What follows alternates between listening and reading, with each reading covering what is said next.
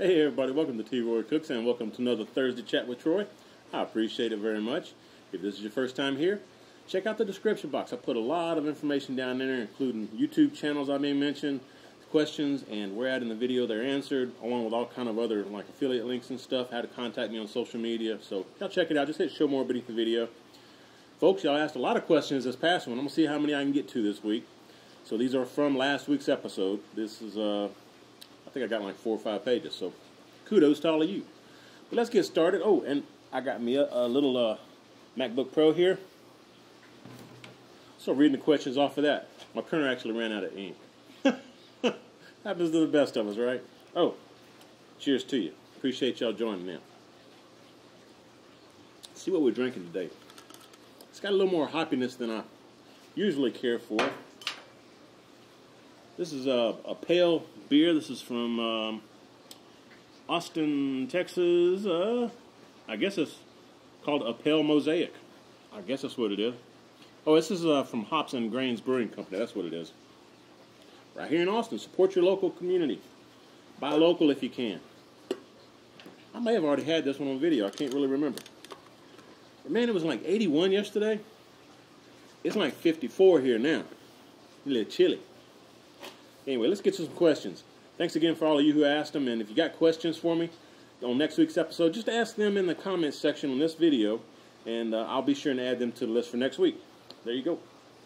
Let's see. Next question, the first question actually, comes from Meathead. Y'all go check out Meathead. Again, his link will be down below. Check out his channel. He's got a good channel going there, man. He says, Troy, that beard's looking awesome. Here's a non-food question for you.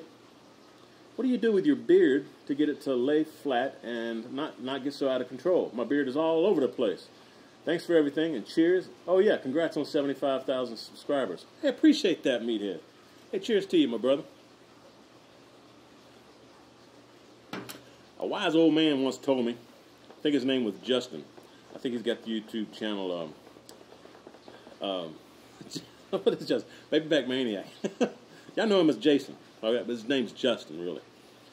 Anyway, he's the wise old man that told me, you know, if you're going to be barbecuing, you really got to have a nice-looking beard to go with it. So this is for you, Justin. This is all that beard action happening, man. Anyway, I'll tell you what I do, though, man. I'm still learning what I need to do with it, honestly. It's not quite long enough for me to have to really worry about it a whole lot. But I'm going to try to get it down lower. You know, just I'm gonna grow it out, folks. So it's about to the point where I need to start kind of trimming, you know, like in here and everything, you know. I mean, if I, you know, make it all bushy like that, goofy, right? Anyway, I've been doing a little research, and from what I've been told and what I've read and all that, if you have a shorter beard, you need to use an oil. I like this. This is a cigar and vanilla scented oil. This is from... what is it? Grave Before Shave. That's the name of the company, Grave Before Shave. I'll put links for it down below. Or tell you what, I'll put it in my Amazon store because I got all this stuff off of Amazon. But I like this one. This is, again, a cigar vanilla flavor. You just kind of dabble it in your beard and kind of run through it. Put a comb through it. I've also been trying some balms. And from what I've heard, usually the balms are for the beards that are thick. You know, a nice, thick, long beard. I got this one. This is a Badass Beard Balm from, well, it's actually from Badass Beard Balm. But this is their Mountain Man Balm. See? It said Mountain Man on there, folks. This has like it's like a piney scent, like you're out in the woods. It works pretty good. I also have this one. This is a Beardscape, is the company. Beardscape. They make balms and the eyedropper oils and stuff. This one's a eucalyptus smell. Actually works really, really well. This is one of my favorites. But I do like the I like this Badass Beard Balm, and also this Grave Before Shave. So I'm just checking them all out. But what you do, you put that stuff in, you know, after you showered and washed your hair and all that. Put some of this oil or beard balm in. Just kind of rub it all along in there and make sure you get it on your skin so your skin stays moist. And then, you know, you can either comb it or brush it. And I'm still combing mine, but as it gets longer, I'm gonna have to brush it, I believe, after I comb it. working out pretty good, though. I appreciate the question, and thanks to all of you for helping me get to 75,000 subscribers. Man, it's been a long time. It's probably, let me see when I start, 2012? Yeah, it's been a while. But I couldn't do it without you, so thank you very much. Next question we got is from David Bergen. He says, hey, Troy, cheers. Cheers to you, David. Appreciate it, bro. He says, thanks for this forum and all the cool techniques you've shared here. Oh, you're quite welcome, man. And I love the community aspect of this. You know, we all share ideas amongst each other. I mean, if you've got a question that maybe I didn't answer right or something, you got more experience with it, or something else to add to what I may say in one of these videos, just put it in the comments section.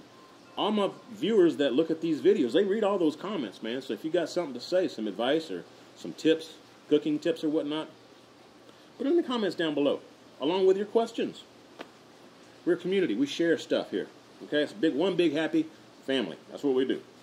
Started to say barbecue family, but there's some other things we do besides barbecuing. You know, we cook inside. All right, David. He says, I'm thinking about getting a Yoder Wichita. However, I live in the Northlands where it gets brutally cold winters and sometimes accompanied by lots of snow. Since I have no garage or shed space available and the Yoder is a substantial investment, what is the best way to store it outdoors? Or is that even advisable? Thanks. Yeah, I read that, and it is a great question, and I saw that my good friend Andy Olson, who's also a frequent commenter and follower of my channel here, Andy Olson actually commented something, and I agree with what Andy put in there as a reply to David's question. Make sure you clean it all out, rub it down good with oil, okay? Clean it real good, rub it with oil. It is cast iron, so you treat it as a cast iron skillet. I mean, if you leave your cast iron skillet outside without covering it up or anything, and without oil on it, it's going to rust on you. And then you'll have to spend time in the spring getting all that rust off of there and seasoning it up again and everything. So to try to prevent that, cover it up. After you've cleaned it, put a nice coating of grapeseed oil or even vegetable oil, whatever, some kind of cooking oil on there. Cover it.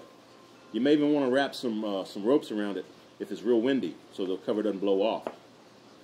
But cover it up real good. And then, as Andy was saying in his reply, fire it up maybe once a week or so. Make sure it dries all the moisture off of it and out of it. And that'll help prevent it from rusting during the winter months as well. Plus, give you a chance to sit outside and still smell that nice smoke aroma from your pit, okay? And it's a heat source if you just want to hang outside and grill some hot dogs or hamburgers. You do that right there in the firebox, or grill you a steak. Yum. Good stuff. Yeah, just fire it up once a week or so. That should keep it in top-notch shape. And then cover it back up after it cools off. Glad you got your Yoder, though, man. Hope you're enjoying it as much as I enjoy mine. It's good stuff. Next question we have is from Todd Blessing. How you doing, Todd? Appreciate the question, man. He says, what's happening, T-Roy? Cheers to you, Todd. I'm just hanging out with my friends, man. That's all I'm doing. Just hanging out. Enjoying the weather. It's supposed to rain. Today is actually Tuesday. I usually shoot these Thursday chats like on Monday or Tuesday. I try not to shoot it on Wednesday because it takes so long to edit and get all the description and everything ready. I don't really have a lot of time unless I just spend all day Wednesday doing it. You know, because I got to still shoot the thing. And then I probably watch these 3, 4, 5 times before I make it public on YouTube just to make sure everything's right. You know, I look out for you guys, you know, so y'all don't see too many mistakes on my videos as far as editing and stuff goes. But, yeah, this is Tuesday. Yesterday, like I said, it was about 81, and today is like 54. And there's a big cold front. Y'all can probably see the wind blowing back here behind me and hear my chimes over here over my shoulder. And hopefully it's not too windy for my mics here. I got some good mics, though, with some nice windsock thing. What do you call them? Fur around them. Dead cat, that's what they call them. So that should block a lot of the wind. Where was I going with this? Oh, tomorrow it's supposed to rain all day. So it's Tuesday evening here in Austin, and I'm shooting this Thursday chat for you guys. So there you go. Maybe I'll do a Thursday chat in the rain sometime, you know, because I'm covered right here. Rain can't get to me. As long as it's not a strong wind blowing the rain into my camera equipment and stuff, I should be good. Back to the question, though. Let's see.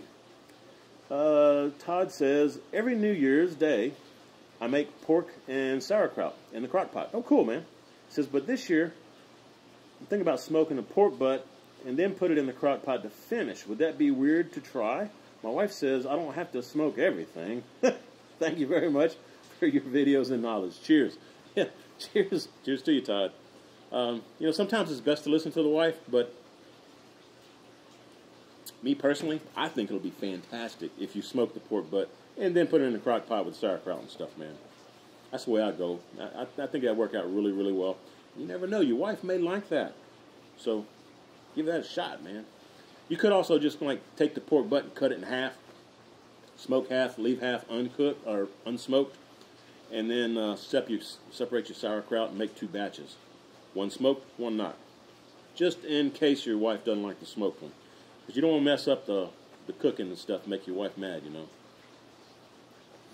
Because if mama ain't happy, ain't nobody happy. Ain't that right, guys? Ain't that right, gals? I love all my lady friends out there watching, man. You guys are great. Appreciate you. And all my guys. All right, next question. CJ Hayes. How you doing, CJ? Cheers to you, brother. CJ says, hey, brother, got a question. I have heard some talk about pellet grills not giving enough smoke. Have you heard this? I'm looking at a Yoder YS640 competition pellet grill. I'd like to know your thoughts, and I trust and respect it. Thanks, brother. Keep up the great work, and you and Karen have a very Merry Christmas. Hey, thanks. Merry Christmas to all of you out there as well. Thank you, CJ. I appreciate that, man. Yeah, I'll be quite honest with you. The YS640 doesn't look like it puts out enough smoke for me. I would much rather go with the regular stick burner, the offset. If you're going to go with the 640, you might want to also get one of those pellet tube things that you can burn one in, and it provides additional smoke in your cooking chamber. It's just a tube, you know, you light one in with pellets, and it slowly burns through and provides extra smoke. I look at the YS640 more as a grill than a smoker. I think it's better suited for that. Now, having said that, I will be honest also and say that Mac pellet smoker that Justin used on Baby Back Maniac when I went and visited him recently, cooked up a couple of briskets, that has some wonderful smoke flavor, folks. That's a well-built, American-made product, just like the Yoder is. But, yeah, man, that Mac pellet grill that looks superb, man. And the flavors of the meat, the brisket on there was excellent. It wasn't quite as good as the offset, but it was close, okay? It's about as close as the Weber Smoky Mountain would be, if that gives you an idea. But thanks for the question, CJ, man. If you get the YS640, try it. You may not like a ton of smoke flavor. It may work out great for you. But if you used to smoke flavor from an offset, you're probably going to need something to boost the smoke in the cooking chamber. Because I don't think you'll get quite the smoke flavor that you would get from an offset. So, there you go. Hope that helps, brother. Ah, my brother Sal over at the Root Boy Cooks. How you doing, Sal? Rock on, brother. Sal's got a question, man. Y'all go check him out. Link down below. Sal, man, we've been friends for a long time. What you got for me, Sal? He says, my buddy Lars over at Lassie's Cooking and Barbecue. Yeah, Lassie. Y'all go check out Lars, man. Got a great channel, too, man. Anyway, Lars smoked a tri-tip like a brisket. So I used his recipe to do a picana. I think that's how you say that. He says, I was not really happy with it. It was a bit dry, and I like my meat more rare. A couple of other YouTube cooks have done this faux brisket thing. And he said also, let me see. Other YouTube cooks have done this faux brisket thing. Ever hear of it? Yes, I have heard of it. In fact, I've got a video on it. I did it on my my Kettle with a slow and sear. I thought it was fantastic, man. Wonderful bark on it. Now, I will say it wasn't quite as juicy as the brisket would be. But the flavor was there, man. Tri-tip has a nice beefy flavor like brisket, okay? But I thought it came out great, honestly, myself. Let's see. All right, get back to my questions here. My laptop was going into sleep mode or something over here. I got to watch that. I'm still figuring this thing out. I ain't had it very long. Let's see. Sal also says,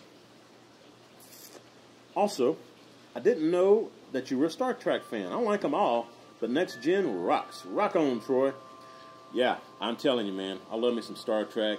And like I said, Farscape, Babylon 5, stuff like that. I love all that good stuff, man. In fact, I forgot to mention this last time. I also liked the Star Trek Enterprise with Scott Bakula. In fact, there's a new Star Trek that you can only see on CBS.com. You have to be online to see it. And thanks, somebody's calling me. That's what happens. That's why I go with sheets of paper, folks. I don't want to answer that. How do I stop decline? There. As my mom, I had to call her back. So, Mom, if when you're watching this, you were trying to call me just now. I'm sorry, I'm doing a video. I'll call you back. Love you. Anyway, there's a new one out there. It's probably have like 8 shows that are out now, or 8 episodes. But it just started. It's only online, though. You have to go to CBS.com and you have to pay whatever the monthly subscription rate is to get it. But you get all the other stuff. You know, if you're a Big Brother fan, you know they got a celebrity Big Brother coming up here in February, beginning of February.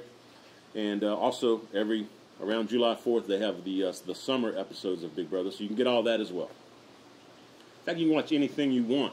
They've got a whole list of all the shows that have ever been on CBS. I mean, going back to like Perry Mason and stuff. So, good. It's actually really good if you just like to sit and binge watch some old CBS shows, which I do sometimes. But anyway, Discovery. Star Trek Discovery is the new one, and I'm really enjoying it, man. I really am. I don't know why I keep getting off topic and stuff today. I'm just like enjoying all this weather, man. I love the cool weather. It's pumping me up. Pumping Lucy and Fifi up, too, my dogs. They love it, man. It makes them frisky. Anyway, so there. I am a huge Star Trek fan. I like Star Wars, too. But I really like Star Trek a little bit better myself.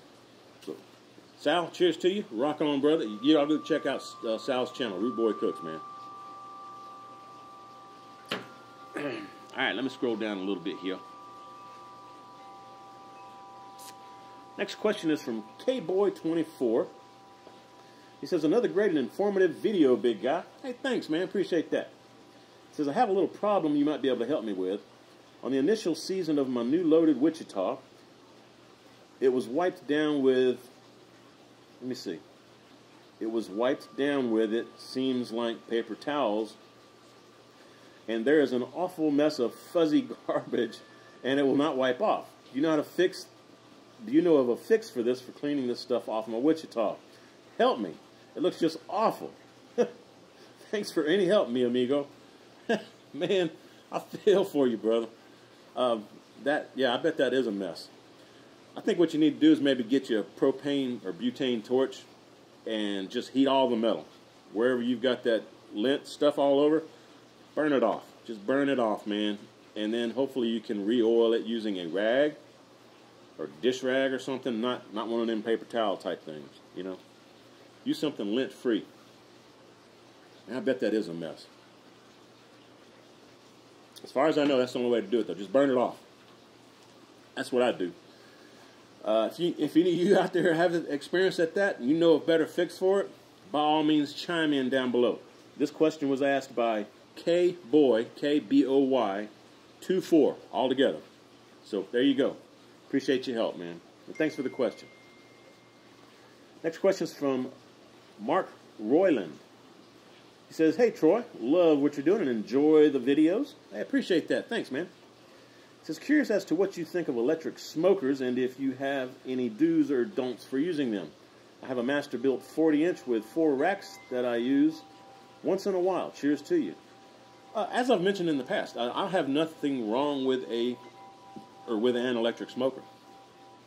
I just personally have never really used one. My dad had one when I was growing up, and we wound up taking the electric element out and just putting charcoal in there, man. It's like sometimes the electric elements don't heat up enough to give you that nice, really good smoke flavor. But some of them do. I've never had the master built, so I don't know how well they are. And plus, some places you can't have a fire. You know, you've got to use electric if you're going to be cooking. So some places like apartments and stuff, condos, that's your best bet. If you want some barbecue, you're going to have to do something like an electric smoker. Nothing wrong with it, man. But I don't really have a whole lot of experience with it. I think that you would be able to use it just as you would an oven. You know, you set your temp or set the dial to whatever temp maintains your cooking temp you want. And then at that point, throw you some wood chips on there, or wood chunks, you know. If you're using wood chips, I would soak them a little while first, like 30 minutes or so. But you don't need to soak wood chunks. Man, my nose itches. Doesn't that mean I'm going to get some money or something? Oh, thank you all for who supported my channel, man. I appreciate that. Y'all go to my PayPal link, and I've been getting emails from a bunch of y'all that have subscribed. Because every time you, not subscribe, but send me a little money. $1 or $2 helps, man. I appreciate it very much. But I get a notification letting me know who it was that that sent me some money. So kudos to all of you that have helped support the channel. I really appreciate it. Again, you're helping me get all the equipment that I need for this channel. You helped me get this MacBook that I've got here. Couldn't do this without you guys. So thank you, each and every one of you. And if you're interested in helping support, I'd appreciate it. The link's down below. Hit show more, and it's my PayPal link. Easy to get to. Next question is from Stephanie Jimenez. How you doing, Stephanie? Let me see. She says, would you ever bake a barbecue apple pie on the Weber Performer? That is a fantastic idea, Stephanie. It really is a good idea. Yeah, I could definitely do that. I love me some apple pie. Yeah, I'm put that on my to-do list. Thank you, Stephanie. Appreciate the suggestion. Next question. Oh, it's another one of my good time YouTube sisters out there. Booger 500 US. I love me some Booger, man. Booger is so cute. She is the air fryer queen, folks. If you're into doing some air frying, y'all go check out Booger's channel. It's Booger 500 US, and I'll put Booger's link up here for you, okay? I love the girl to death. She's truly like a sister to me, man. Hope I can see you soon, Booger. Let me see. Booger says, Mon ami, are you trying to give Santa the day off this year with all that beard? Looking good, my sweet Troy. Hi, Care Bear. Hey, Karen says, hey, I saw her at lunch today, and I told her you were writing a comment and said, hey, Care Bear. So, yeah, Karen says hi back to you, Booger. Yeah, and I think Santa's getting pretty old. He needs somebody to help him out and when he goes into retirement, so I'm gonna give it a go, see what I can do for you. It may take me a little while to get more gray, though, you know. I'm working on it. I'm working on it, Booger. But I'm glad you're liking it. Karen loves the beard, too, man. Again, y'all go check out Booger. She's fantastic, folks. Funny as all get out, too. And she's about knee-high to a grasshopper. I love you, Booger. Say hi to Tom for me. And Sam. Hope Sam's doing all right. Let's see. B. Kramer has a question. He says, hello again, Troy. Thank you for answering my questions. They really do help.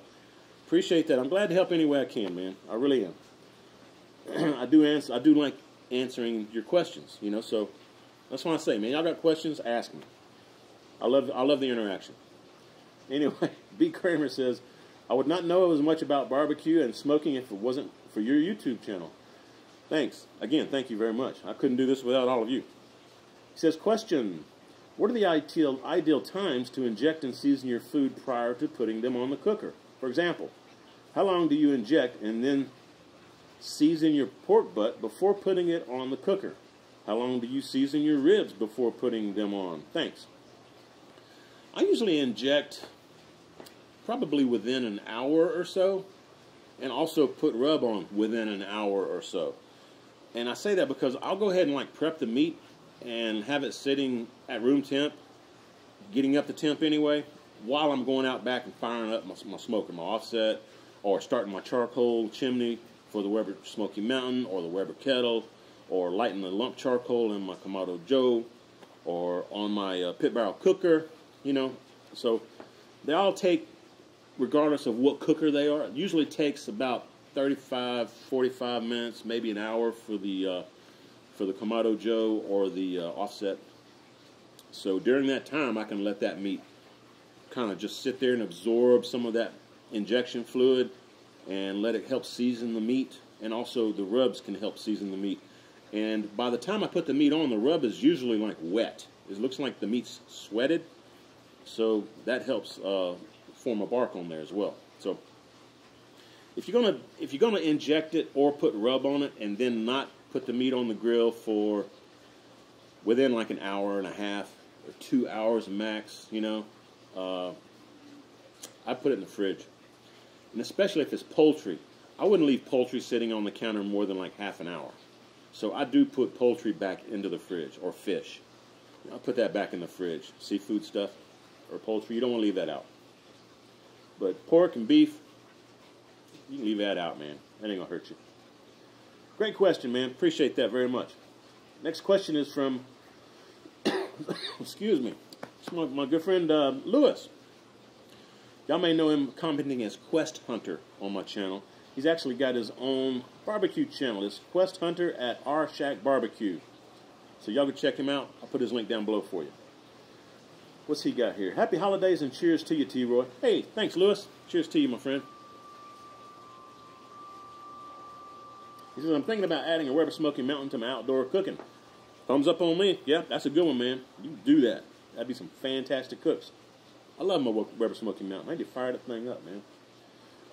He says, I do have a couple of large family gatherings at my place and have quite a collection of grills and smokers already. My question is, which would you recommend, the 18-inch or 22-inch? And thanks. He says, I find the Thursday chat so helpful. Keep grilling. I'll keep grilling, and I'll keep answering these questions as long as each of you have questions for me. So thank you for the question. It's a no-brainer with the 18 and 22-inch. My opinion goes with 22-inch. But every time I've gotten a smaller grill or smoker, I've always cooked on it for maybe a year, and then I'm like, man, why didn't I just spend the extra 100 or so and get the larger one? Because you're always wanting to cook more stuff on it. And especially with a great cooker, great smoker like the Weber Smoky Mountains, you're going to wind up putting a lot more food on it than what you realize from the get-go. I mean, you can throw sides on there, you know, throw you some boudin or some sausage on there or some jalapeno poppers while your main meat is cooking. So you've got that extra real estate, that extra grill grate on there. You can heat some of the leftovers from the night before for snacking, or put some other snack party food stuff on there to cook along with the main dish. Go with the 22-inch. That'd be my suggestion, my opinion. But y'all go check him out. Again, Quest Hunter at Our Shack Barbecue. Next question is from Chris Drew. He says, do you wash and reuse foil pans? Cheers. Cheers to you, Chris. Answer? No, I don't. I suppose you could. I mean, they're foil. You know, and they're usually sturdy enough, as long as they're not too jacked up and wrinkled up and stuff, where you can't get all in the crevices and stuff. But yeah, you can definitely, if you just want to clean them and reuse them, ain't nothing wrong with that, man. I just find they're so cheap, though, you know. I just toss them out. Another question from Christy's Cooking Channel, folks. Christy's got a great channel coming up and going, man.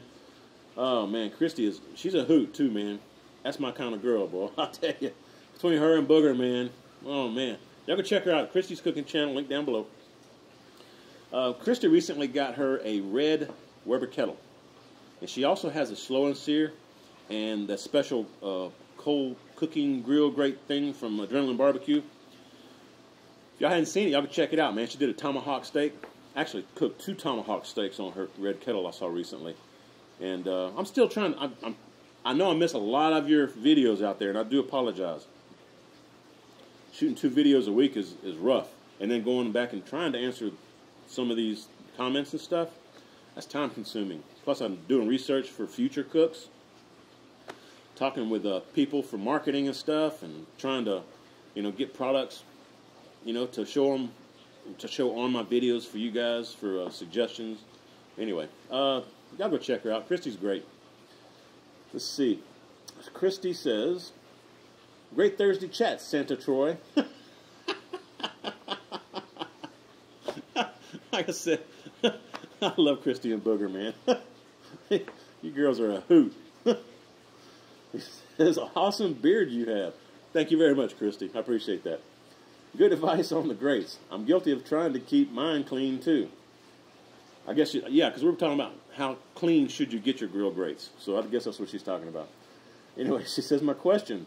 Now that I have a Weber kettle and slow and sear, any tips on grilling some venison burgers? I know you don't do much venison, but maybe your viewers can give me some advice. So there you go. She's calling all you guys out. If you cook a lot of venison, especially burgers, reach out to her, Christy's Cooking Channel. Or just feel free to put a comment down and just put plus Christy's Cooking Channel down below. Let's see. We have a freezer full of burgers and are one thing I've never done. Thanks in advance. Christy, I haven't done any venison burgers either. I would say cook them like to a medium. That'd be my advice. As far as seasoning them, I think I'd season them just like I would a regular burger. Salt and pepper, maybe a touch of garlic or something on there, but I really don't know. I haven't done it. So again, like Christy, I'm calling all of you out there who are hunters, who have access to venison. Y'all feel free to comment down below. Get a little discussion going with Christy. I'm curious to see how y'all do it. Yeah, that'd be a good idea. Thank you for all who help out. Sharing your knowledge. That's what we do here. We're family. Anyway, y'all go check out Christy. Thanks, Christy, for the question, man. Next question is from P's channel. Let me see. It says, today I smoked up a beef chuck roast, but didn't have time to tend to it on my 26-inch kettle with the slow and sear. So I pulled it when the meat reached 150 Fahrenheit and wrapped it. I finished it off in the oven until probe tender around 200 degrees Fahrenheit. Then he wrapped it in towels and put it in the cooler to rest. So the question is this: how long can I let it rest in the cooler? It's getting late, and I'm going to have to leave it there at least overnight. I assume as long as it stays above a certain temperature, I can leave it in there as long as I'd like. What temperature would that be? Cheers, Pierce. Okay, Pierce. Man.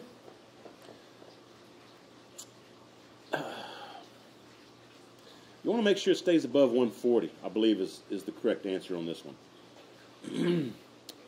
Like, I take me and Justin keep wanting to call him Jason. Man, sorry, Justin. Baby back maniac. Let's see. When we did that brisket cook one time, we actually did take it off around midnight, wrapped it, or, you know, it was wrapped in foil, but we wrapped it in towels, or was it wrapped in butcher paper? Butcher paper, I think. Wrapped it in towels, put it in a cooler, closed the lid, let it sit there till about 10, 11 o'clock the next morning. And it was fine. It was still above 140 as it came out of the cooler before we started cutting into it. I think it was 143 or something like that. So I would think as long as it stays above 140, you're fine. If it gets below 140, then you start having to worry about maybe some bacteria and stuff, I believe. I could be totally wrong. I honestly don't know. If we got any scientists out there watching, y'all chime in. Give us your thoughts, your experience, because honestly, I don't know. It's a great question, man. Great question, Pierce. Cheers to you, my friend. We'll find out the answer, and if nobody else out there knows, I'll see if I can find out for you and give you a direct response. How about that? But I'm betting somebody out there knows. So watch all the comments. Next question here. Let's see if I can scroll down a little bit. Next question is from Tom Har51. He says, great Thursday chat, Troy. Hey, thanks, Tom. Appreciate that, bro. Appreciate it very much. He says, I always look forward to them. Have you ever smoked meatloaf? Yes. Yes, I love smoked meatloaf, man. In fact, I did one on my Yoder Wichita, and I'll put that video up here for you, okay? Check that out. Turned out fantastic, man. He says, if you do you have any tips? If not, would you consider doing a video on it? Thanks, Troy, and cheers. Hey, cheers to you, Tom. Again, yes, I have done one. Just check the link up here, the iCard they call it. Cook it just like you would in your oven. I mean, it's no special trick you have to do to it. The only difference would be, instead of cooking like at 325 or 350, you're going to be cooking more like 250 or 225 to let that smoke absorb into the meat. You know, it's going to cook a little longer, okay? Probably like another hour to an hour and a half longer. So if it normally takes an hour and a half or so to cook, you may be looking at a 3 to 4 hour cook, cooking at 225 or 250 Fahrenheit. That's the real only difference, though. The rest of it, the ingredients and all that in the meatloaf, it'd be exactly the same as if you put it in the oven. So nothing to it, man. Go for it. But check out that video. I'll show you how to do it. Appreciate the question, Tom. Next question is from Kevin Jones. He says, cheers, T-Roy. Cheers to you, Kevin. Appreciate the question, my brother. I'll tell you. Sometimes I say my man. Sometimes I say brother. Sometimes I say, yo, ho, ho. Oh, that sounded like Santa, didn't it? Okay, I ain't right for that. All right, Kevin, he says, question. Have you ever had a WSM boil off all the water? No, I haven't. Came close, but I haven't. He says, I recently had this happen. I learned very quickly that it was a bad deal. Remove the lid and check temps on the pork butts. About 15 seconds of the lid off, and the grease in the pan caught fire. Ooh, I know that wasn't good. Yeah. Since after that, I'd never recommend anyone use a WSM with an empty pan. Weber intended it to be filled with something for sure to both control humidity and to keep the drippings and grease from catching fire by keeping them dispersed in the water. Have a good one, brother. Great info there, Kevin. Great info, and thanks for the question. I think I came close to running mine dry of water, but I caught it just before it ran out. So I just had like maybe a dime size or a silver dollar size little bit of water in there. I could actually hear the water kind of like steaming. It's bubbling in there. That's what made me look. Because I like to sit out here while my cookers are going and smell that nice aroma in the air.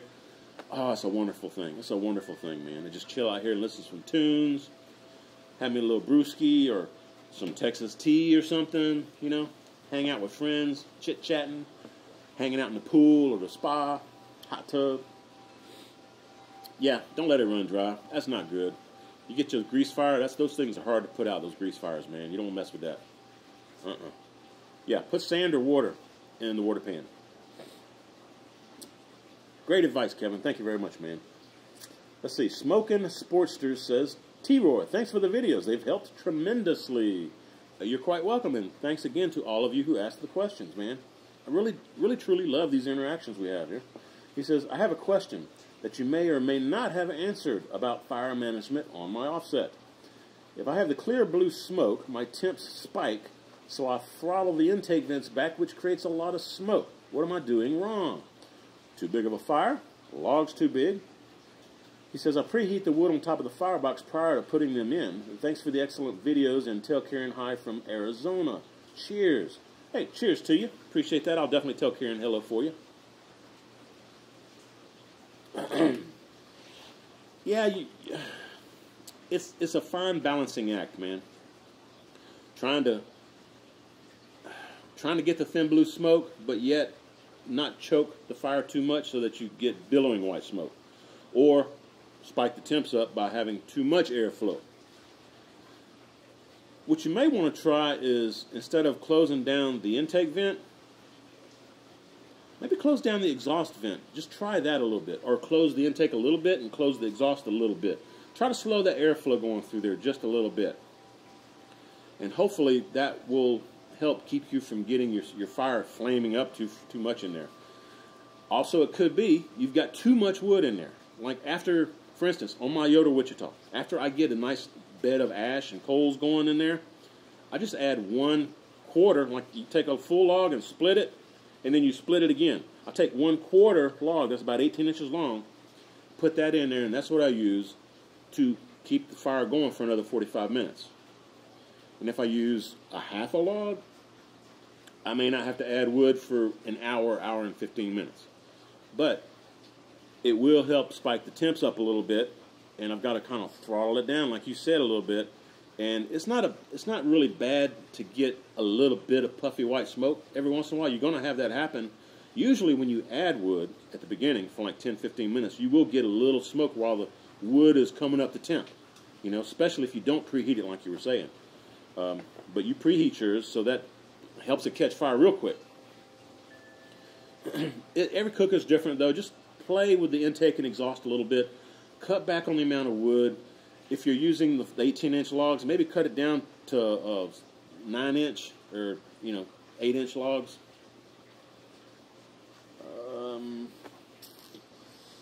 Yeah, not a whole lot you can do, man. I mean, you just have to play with it. I mean, just do some testing with your own pit and see what it likes.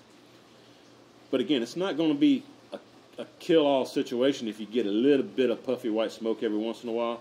You just don't want that really choked off smoke billowing up out of there. You know, you don't want like a fog bank of smoke going out of that chimney. You don't want that, because that will oversmoke your meat, make it bitter. It'll form creosote inside your pit, which is it's a fire hazard. You know, if you catch fire in there, it can do like a grease fire, man. Poof, gone. So just do the best you can with it, but I would cut back on the wood. I think that's probably your problem. And play with the vents, both intake and exhaust.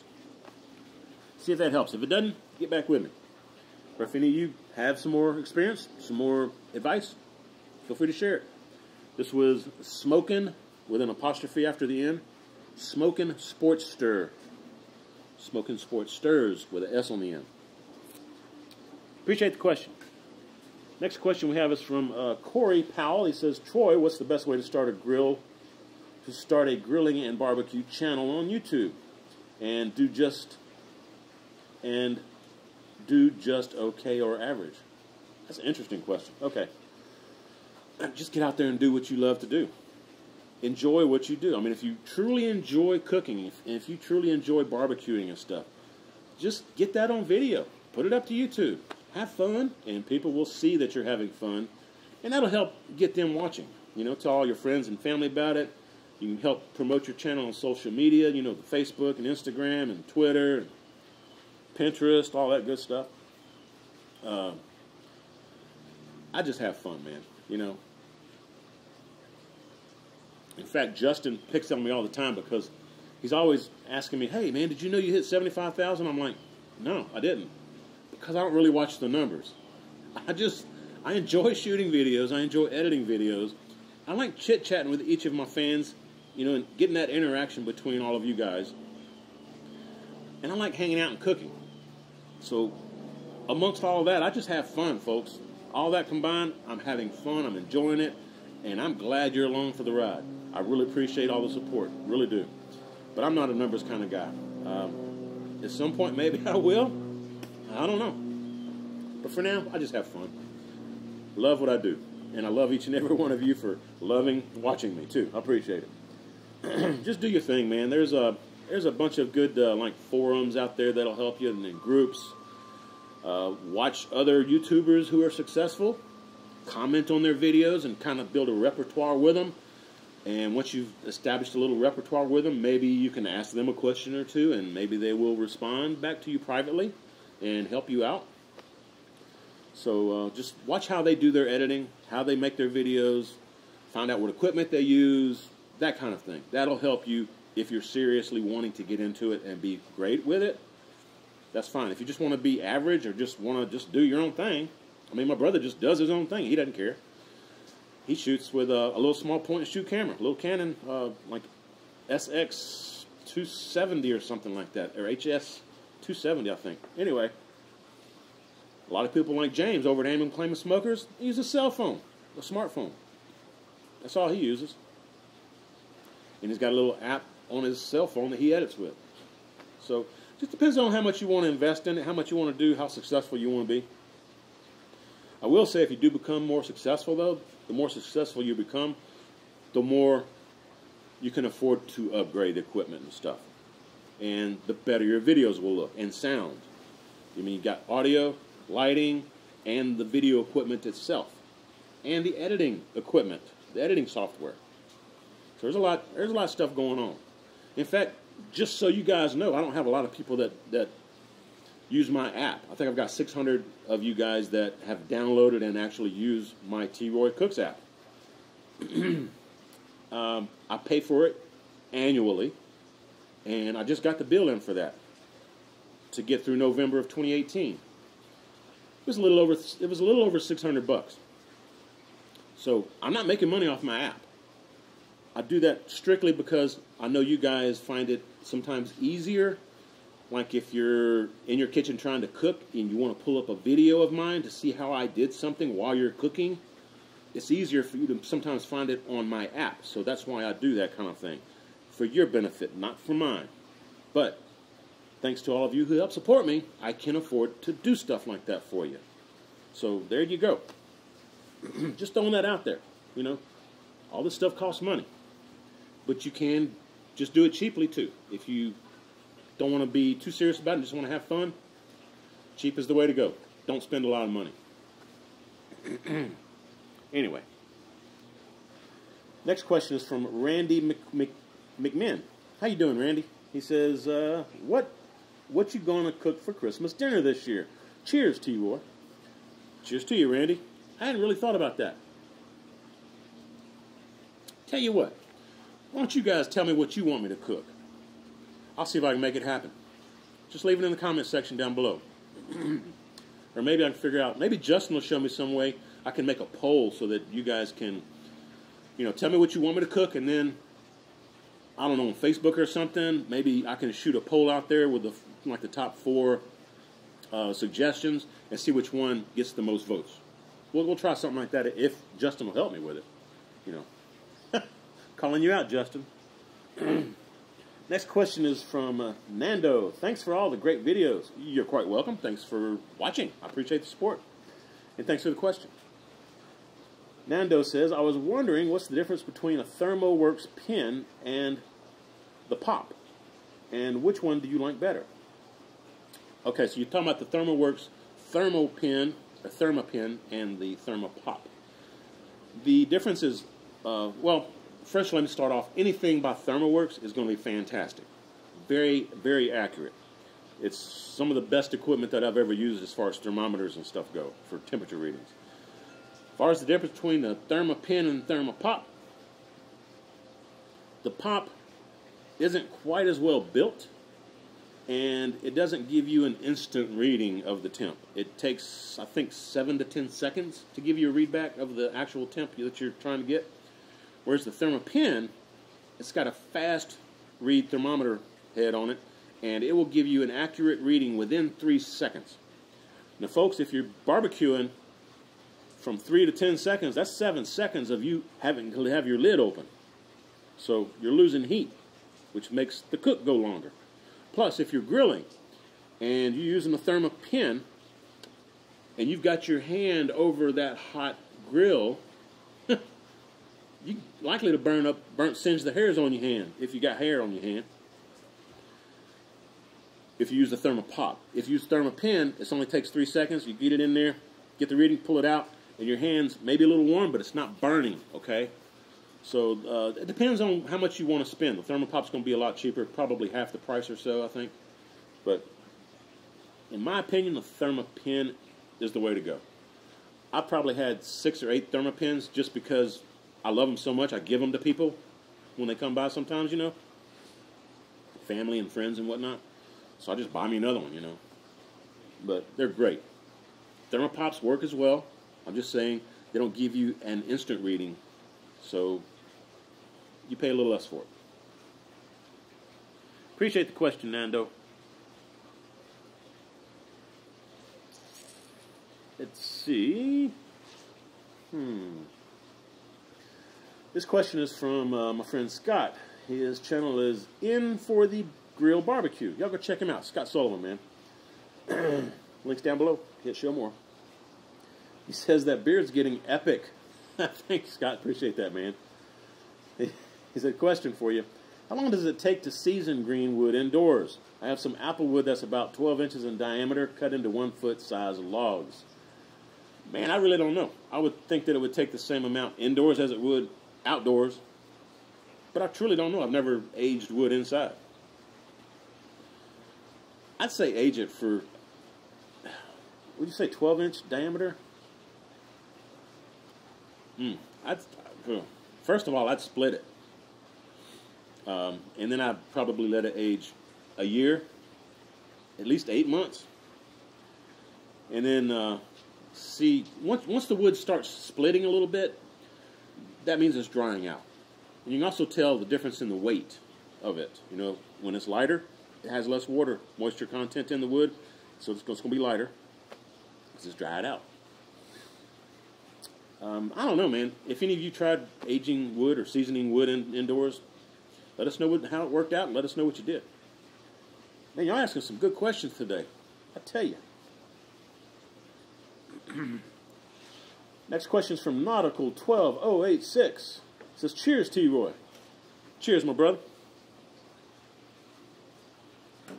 He says, ever thought about a Kettle pizza insert? I'm probably pulling the trigger on one soon. Yeah, I've thought about it, but just never pulled the trigger myself. You know, I'm still working on getting some accessories for the Weber kettle. So that's definitely one of them that I'd be willing to pay some money for. So if you get one, tell me what brand you get and how it works out for you, man. Because, yeah, I'd be curious myself. Love me some pizza on the grill. The Kamado Joe makes excellent pizza too. And I've even done pizza on my Weber Smoky Mountain. And also, I've done it on my Yoder Wichita.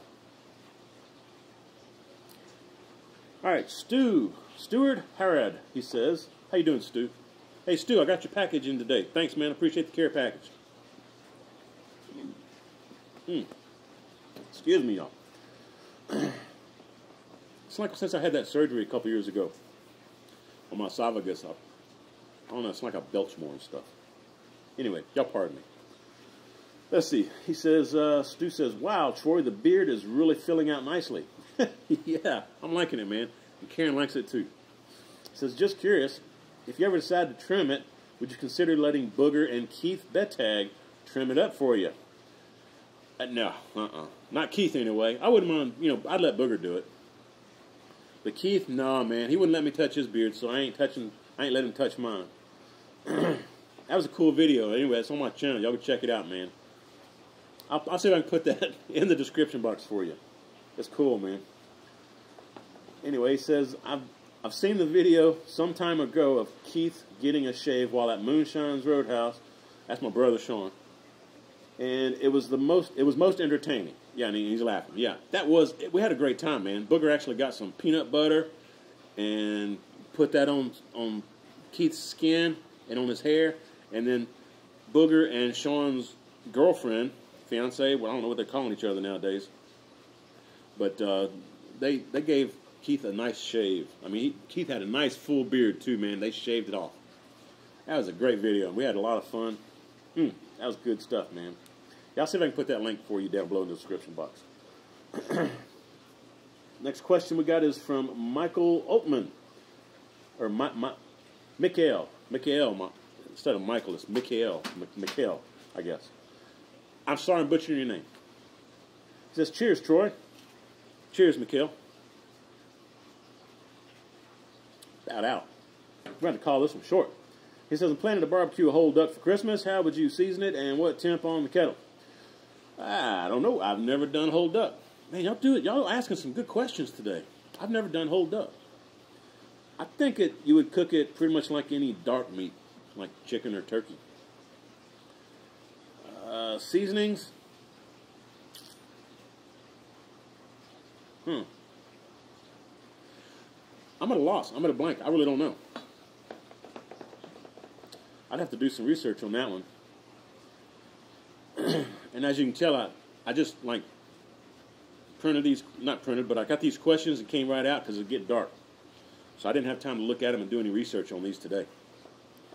If y'all tried duck, you know how to cook it, let us know. This one is from Mikhail, I think it's Mikhail, M-I-K-A-E-L, Altman, U-L-T-M-A-N-N. Hit plus, Mikhail Altman, and let him know what you do for your whole duck. Smoking it. I'd say, for smoking it, I'd say maybe 300 degrees, 325 maybe. If it's got skin on it, I'm guessing it does. I have done a turducken, and when I did that, I just injected it with some Cajun seasonings with a little melted butter, and it turned out fantastic. But it didn't have a skin on it. So, I don't know. I don't know what kind of rub you would put on the outside of it. I would think some savory rub would work, though. You know, maybe some herbal type blend or something. But again, I don't know. Great question, man. You got me curious now. Next question is from Jeff Edinger. He says, T-Roy, thanks as always for the chats. Thanks, Jeff. Appreciate that, bro. He says, I look forward... Oh, they're coming to take me away, man. Look alive. Look alive. He says, I look forward to your videos every week. Hey, thanks, Jeff. Thanks, man. He says, I smoked a turkey for Thanksgiving on my Weber Smoky Mountain this year. My family talked about me doing a beef tenderloin for Christmas. Do you have any tips or suggestions for doing that?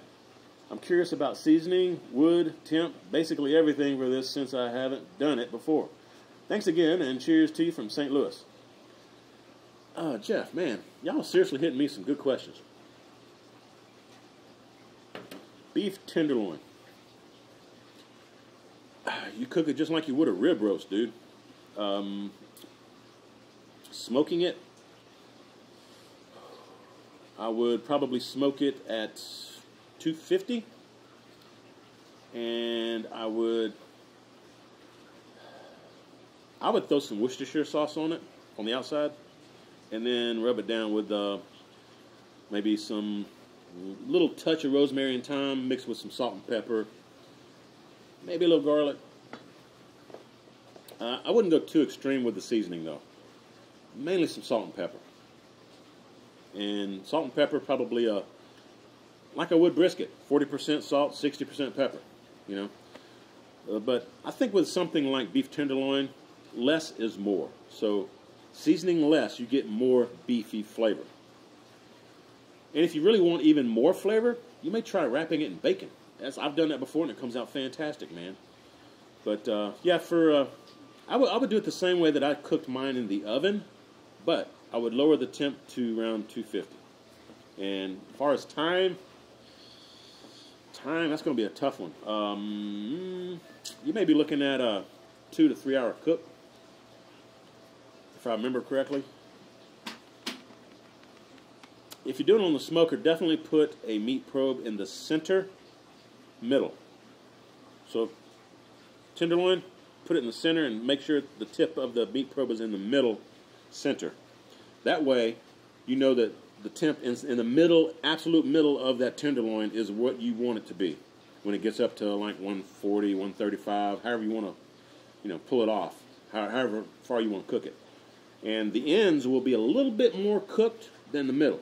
So keep that in mind as well. So if you got some family guest members or whatever that like well done, those are probably going to be more well done on the end. But the middle's still going to be a nice, like pinkish medium or even medium rare, depending, like I said, how long you want to cook it and what temp. Me personally, I would go a nice medium, maybe medium rare for the middle. But yeah, I mean, if you need some ideas, check out my video. I'll put it up here for you where I did that beef tenderloin for Lobel's. Turned out fantastic, brother. Fantastic. All right, I don't have too many questions here left.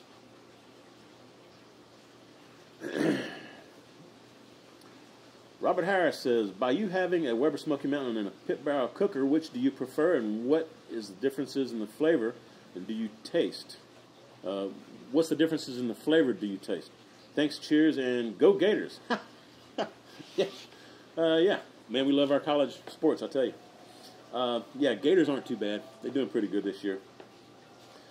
I need to do a comparison. I've actually had somebody ask me to do a comparison. The same meat, the same cook, but use the pit barrel against the Weber Smoky Mountain. So I'm going to do that for you guys. So I'm going to hold off answering that one until I do that test. But I love the flavor of the pit barrel cooker. If it is it more better flavor than the Weber Smoky Mountain? That's kind of a hit and miss question there. You know, a hit and miss type of response that I can give because it depends on what you're wanting that day. You know, I mean, like I cooked a stew recently. Sometimes I don't put tomatoes in it. Sometimes I do. Depends on my mood. But I can say this about the Weber Smoky Mountain and the pit barrel cooker. They're both excellent cookers and smokers. Really put out some great flavor food, man. And there is a little difference in the flavor. So it just depends on what your mood is for the day, I guess. But I'll do that comparison. Thanks for the question, Robert. Next question is, it's my brother Moose Down Under. Y'all go check him out. Moose Down Under. He says, good day, Troy, mate. 60 episodes already. Wow, flying by, mate. Yeah, I can't believe it either, man. Again, thanks to all of you. He says, I'm currently in Germany working Dusseldorf, hanging with friends from the U.S. Air Force for a week. He says, here they cook up some bratwurst on the barbecue, and to be honest with you, mate, it's a little dry for the moose man's taste. Do you have any tricks or tips for keeping that snag juicy moosey? Man, I don't cook a lot of bratwurst, man. In fact, I don't cook a whole lot of sausage myself. Maybe it's just the brand. I mean, because I've had different brands of sausages. Some of them have more fat content than others. The ones with more fat content, they're going to be more juicy. Maybe the guys you're hanging out with, maybe they're overcooking the sausage or the bratwurst, and that's making the juices, spray out. You know, I don't really know. I don't know what the answer to that one is. If you do, you got an answer for that one for Moose, y'all check him out. Moose Down Under. And check out his channel, too. Y'all go subscribe to Moose. He's the one I've been telling y'all about that's down in Australia, that he goes out and hunts and catches his own food, rabbit or fish or whatever, and then brings it home, shows you how to prepare it and cook it. Got a great channel, man. Y'all go check him out. Moose Down Under. He's got another question. He says, since I'm in the land of beer, being in Germany, what's your favorite German beer to drink? And what's your favorite German beer to drink when you're working the grill, amigo? Cheers, brother. Regards, Moose. I don't really drink a whole lot of German beers. I like a good Kolsch beer. I like a good Kolsch beer, I would say. I like lagers. I like lagers more than I do the ales. So, that's my story, and I'm sticking to it. Folks, that's all I got. Hopefully this won't be too awful long for you. But I know some of y'all like these longer ones. I appreciate y'all watching. It's getting dark on me over here. Plus, I'm out of beer. Appreciate y'all sticking with me all this time. And if y'all like this kind of stuff, y'all give me some thumbs up. And again, don't let me down on give me some suggestions for Christmas dinner. Y'all let me know what you want me to cook, the main meal, and I'll see if I can make it happen. But anyway, if you're not subbed yet, hope you go ahead and subscribe. Y'all check out all the links down below in the description box. Just hit show more and show some love to those YouTubers that I mentioned. I appreciate it. I'm sure they would as well. But folks, I hope y'all share this video. And when you do, please tell all your friends, T-Roy cooks responsibly. Cheers, everybody.